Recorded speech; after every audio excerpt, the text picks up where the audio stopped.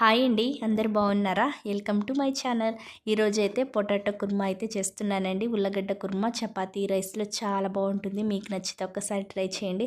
ముందుగా ఉల్లిపాయలు, పచ్చిమిర్చి, క్యారెట్ని అయితే ఆయిల్లో ఫ్రై చేసుకోవాలి. తర్వాత ఫ్రెష్గా దంచుకున్న అల్లం వెల్లుల్లి పేస్ట్ 1 టేబుల్ స్పూన్ వేసి అది కూడా కొంచెం ఫ్రై అయిన తర్వాత మిల్ మేకర్స్ అయితే యాడ్ చేయాలండి. తర్వాత మీడియం సైజ్ టమాటాలు 3 తీసుకున్న ఉప్పు వేసి అది కొంచెం మగ్గిన తర్వాత మీ టేస్ట్కి తగ్గట్టుగా కారం 1 టీ స్పూన్ పసుపు వేసుకొని పచ్చివాసన పోయేంత వరకు మగ్గించుకోవాలి. ముందుగానే నేను పావు కిలో బంగాళదుంపల్ని ఉడకబెట్టుకొని అవి చిన్న చిన్న ముక్కలుగా కట్ చేసుకుని పక్కన పెట్టుకున్నా. ఇది కూడా యాడ్ చేసి మంచిగా మసాలా అంతా పట్టేటట్టు 1 నిమిషం బాగా కలుపుకోవాలి.